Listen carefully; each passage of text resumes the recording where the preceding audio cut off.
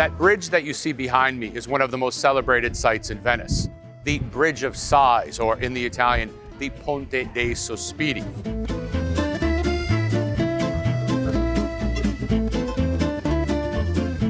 It was the bridge that connected the building to my right-hand side, the Doge's palace, to the building that you see to my left, which was the new prison.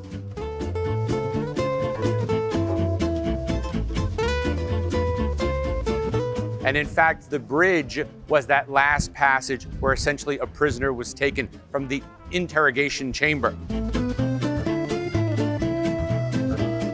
and saw his last view of Venice, and so presumably breathed a deep sigh of sadness before descending down into the dungeon, which would remain his home for the rest of his life.